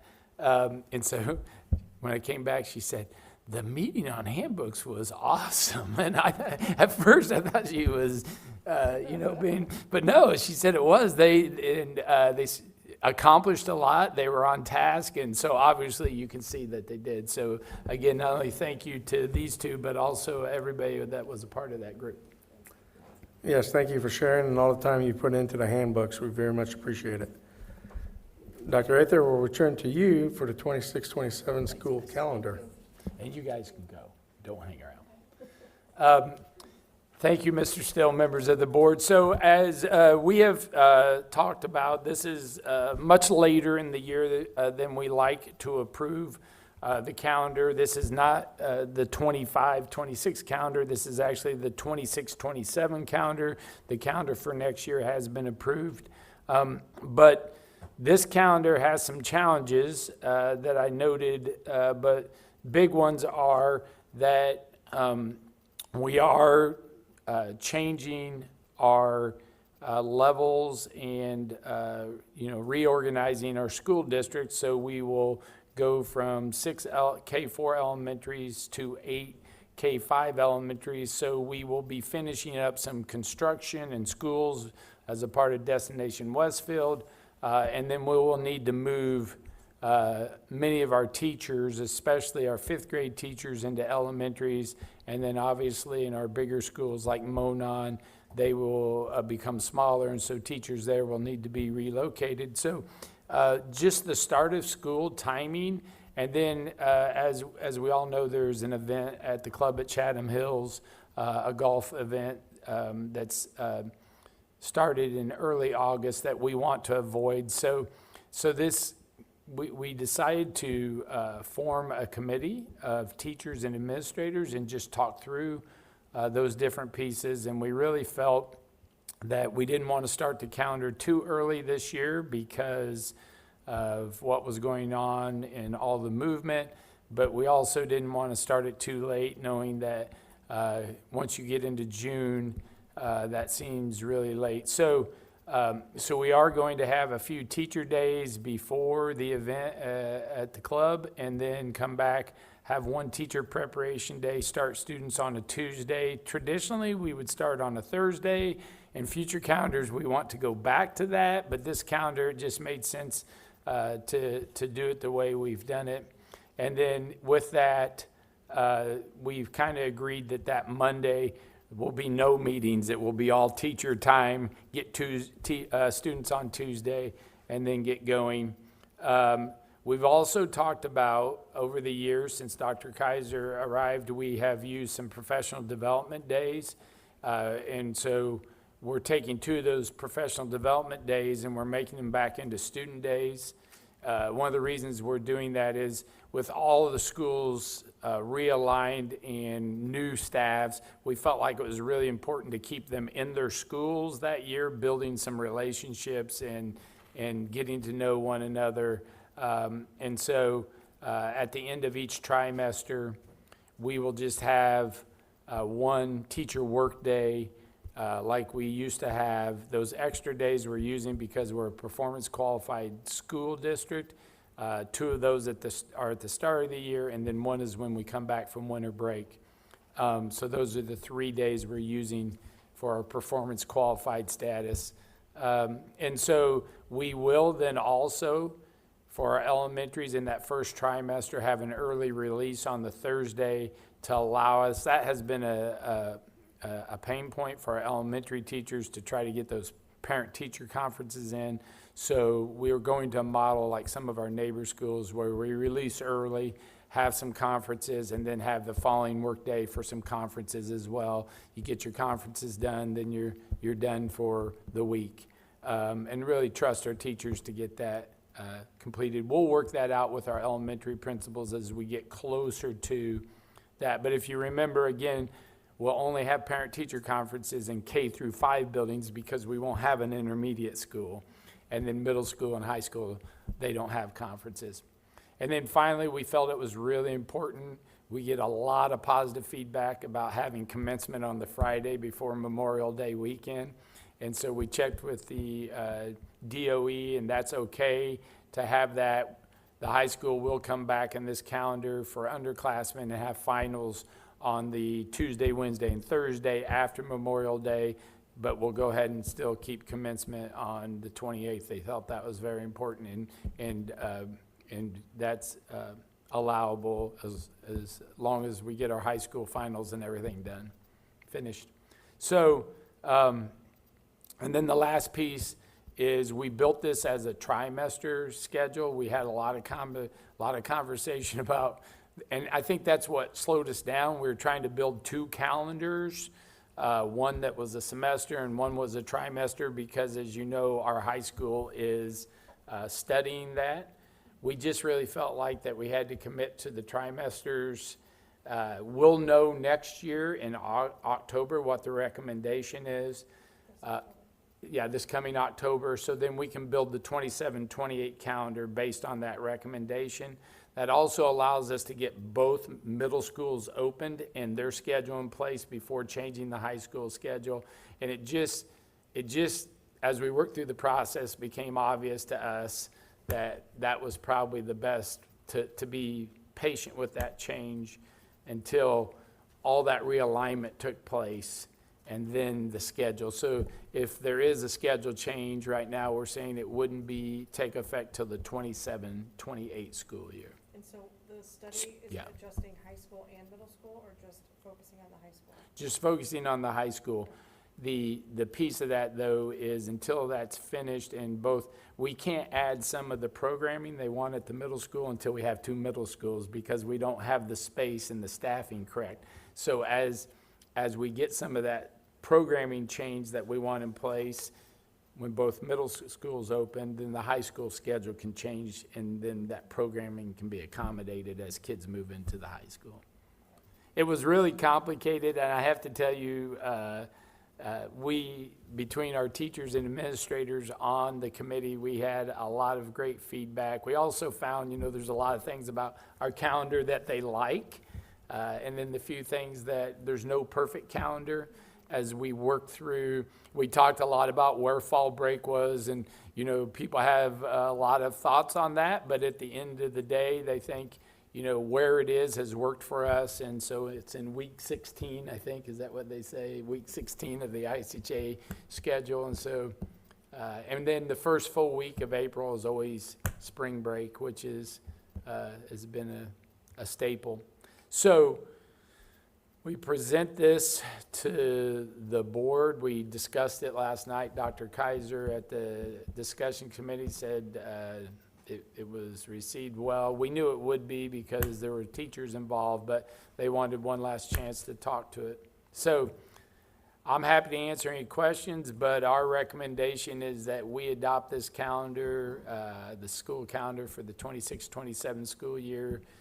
Stacy regularly gets requests from parents to know when fall break is and spring break for this calendar year. So So we would love to get it approved this evening. At this time, I will entertain a motion to approve the 2026-27 school calendar as presented. So moved. Second. It has been moved and second to approve the 2026-27 school calendar. Any other discussions or questions? I just wanted to give appreciation for the balance of the trimesters. I know that's a big point for the high school for AP students, and it looks like that worked out perfectly with the extra days in the middle to accommodate for breaks. So I think that'll give a great chance for all students, regardless of which trimester they take their class. So. Yeah, there was also, we kind of came to the high school was pretty adamant that finals on Tuesday, Wednesday, and Thursday, and then the workday on Friday has worked the best. And so we went back to that model, and they actually said, we know the days might vary a little bit, but we'd rather hit like that. That helps the school counseling department out. It just works better, they believe. So that's another piece in the feedback that obviously, like I was like, oh, well, that's good to know. So we made a note of that. So, but thank you. Any further discussions? Hearing none, all in favor say aye. Aye. Are opposed? The motion has passed. Up next is the Westfield Middle School Library book list. Dr. Atha, please. Yeah, so we had a grant, Farrah Williams, to purchase some library books. Most of these titles we already have. And these books are to help support our wellness initiative. Dr. Hoover reviews all books, and so this is just, we're asking for the board to approve. I believe there are 27 titles that we're asking the board to approve for the middle school library. At this time, I will entertain a motion to approve the purchase of the books for the Westfield Middle School Library as presented. So moved. Is there a second? Second. It has been moved and second to approve the purchase of the books at the Westfield Middle School Library. Is there any other discussions or any questions? After I reviewed the list, it's really just so everyone understands, it's books that we have in our library that are in a different language. Now we'll be able to share with other students. Yeah. Spanish, Arabic, I think. Mm-hmm. Yeah, thank you for identifying that. And again, we received a grant, so so that those dollars then are going through. We felt it was important that the board approve that. No further discussions. All in favor, say aye. Aye. Are opposed? The motion has passed. And now for the curriculum update, we turn to Dr. Atha. Yeah, I'll just quickly go. So we are finishing up and we're starting to get, it was testing season in the lower grade levels. And so our iLearn results are starting to come in. Our WIDA, which is for our multilingual students, will be released May 15th. We've been planning for summer school for our students. It is now mandated students in that didn't pass iRead. So we had one more iRead test. We took the initial. Anyone that wasn't successful are testing this week. And then students that aren't successful will go to an 8-day summer school at Oak Trace. And then they'll get another opportunity to take iRead at that point. Then at that point, we'll have the final results. But just thank you to Carmen Carnes and assistant principals really handle that and organize that at our schools. But it is a busy time, and it puts a lot, down the stretch on our schools. But we look forward to sharing those results when we get those. And then Dr. Hoover finished up today the English Language Arts Committee with our new adoption, met every month. They had their last meeting. And even though there were, there's always going to be those things you have to work through with a new adoption, spirits were high, and they felt there was a sense of accomplishment that we're getting through the year with that new adoption, and looking forward to, as we always say with our teachers, that first one's the most difficult. It's like making the first recipe. You got to kind of follow the recipe, but once you've done it once, you can start, adding a little extra spice or a little extra salt or something, and put your own little touch on it as the teams work together. And so looking forward to next year. And then finally, all the curriculum work we do, and we mentioned the high school math department has their final meeting coming up. I think it's Thursday. And then we'll wrap up those meetings and be done for the year. So thank you to Dr. Hoover and our instructional coaches and all our collaborative teachers that participate in those meetings. We need their voice and their expertise. So that's the curriculum update. Thank you. Thank you. Now we're hearing from Ashley Knott about the latest communications and community engagement initiatives. Thank you. I love hearing the foundation grants at work. So that's one of our grants, and that they got the books ordered, that they applied. Today, just before this, we got to celebrate the groundbreaking for the operations facility. So thank you for everybody who was able to make that. It's always good to see progress and us moving forward and needing that space. We are going to celebrate our last Shamrock Academy on Thursday. We have 2 of our Shamrock Academy cohorts from this class, Jim and Sally, so thank you guys for coming. We had a great opportunity to go around and see lots of different things and share in a very transparent way. We have over 40 applications for next year's, and we will announce that class here very soon. We already have the classes set, and so we'll invite everybody and have that opportunity. If you've driven past the YMCA, additional signing continues to go up. And we will continue to make progress. So both the northeast corner, you'll see the big Rocks logo. On the south side, you'll see upstairs, we've added the W, and then we're working on inside some branding and marketing. We are planning for, that's the Life Ready Center. I don't know if I call it it's in the YMCA. We're planning for Stuff the Bus and Rock the Block. We haven't finished the school year, but we are already planning for next year's school year. We have a partnership with Office Depot and with Walmart that will allow us to have the bus there and get students involved and collect school supplies. The Supply Hub delivered over 160 different deliveries to staff since September, so it's being used by staff, and we want to make sure that we can continue to support that. So we'll get that out there. Rock the Block will be great. It'll be at the high school on August 1st. Last year we had 120 vendors, and I would suspect nothing less. I could order some good weather for this year, which would be really nice. Next Thursday, we will have Sell Our Schools with MyBor at Bridgewater and present with our other Hamilton County school partners. Something that we look forward to each year, and there's between 150 to 200 realtors that come to learn about schools throughout the county. So we will be there and working on branding. The website, we've recently done an upgrade to the website. Hopefully you're finding things much clearer, and we'll continue to streamline that. I love the talk on the handbooks, working simultaneously with that and just trying to support parents and students and staff is our goal. So thank you for the opportunity. Ashley, can you remind me, are we doing a ribbon cutting for the Life Ready Center? We can set one. We have not set a date, so we can talk about that. Okay. Yeah, we can set that. We were gonna wait till all the signage was done. Okay. Was our goal. And maybe we could even combine that, looking at the grand opening for the ELC, and maybe at a future work session, you could do a double dip that night. Yeah. Celebrate both of them. We can set that. The one thing I almost forgot, something huge, is on Thursday night, the Board of Directors for the Education Foundation will meet to vote, and we will award 69 scholarships, over $107,000 this year to graduates. So our goal is 10% of all graduates receive a scholarship, and we will meet that goal once again. We also already have a new partner signed up for next year for an engineering and mechanics scholarship. So we're already working on next year's scholarship for 2026. So thank you. Nice, thank you. Now we're asking board members and superintendents to share success stories over the past month. Okay, I'll go first.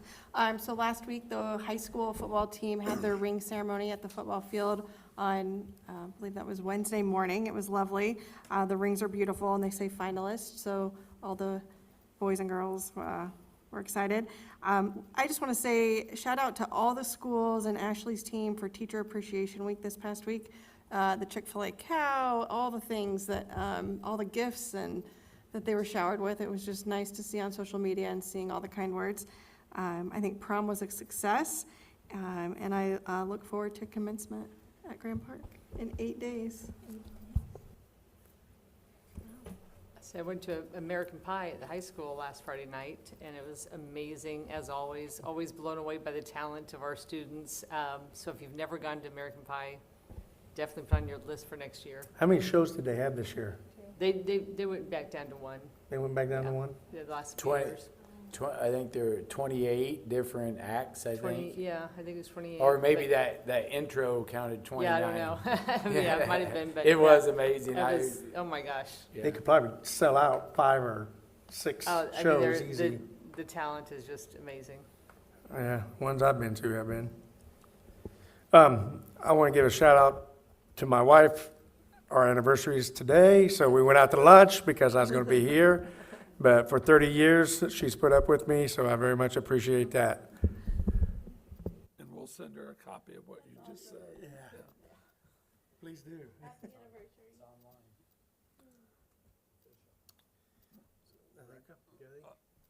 I'll close. Went to the girls rugby team. My neighbor's daughter plays rugby. We beat North Central. It's been a week and a half ago. This last weekend I did not attend. It was in Cincinnati. The girls rugby beat a Cincinnati team, and I think they have senior night coming up. And my wife and I got a new puppy. So if you see me yawning, it's because I haven't slept much. Well, I will close. I try not to be too nostalgic, even though I do like to tell stories here and there, some of them multiple times. I'm sure people will miss that when I retire. But I was just reflecting tonight. This is 20 years of Student of the Month for me. I started this my first year as a superintendent at Monroe Gregg Schools. I give credit to John McKinney from Danville, who introduced the concept. And I just want to thank all the teachers and parents for wonderful moments at the Student of the Month. It is truly the best part of the board meetings. So thank you to all those people all the years for coming up and honoring our kiddos. All right, our next regular board meeting will be held June 3rd at 6:30. He's telling me to hurry up here. Here in this room. Do I have a motion to adjourn the meeting? So moved. Second.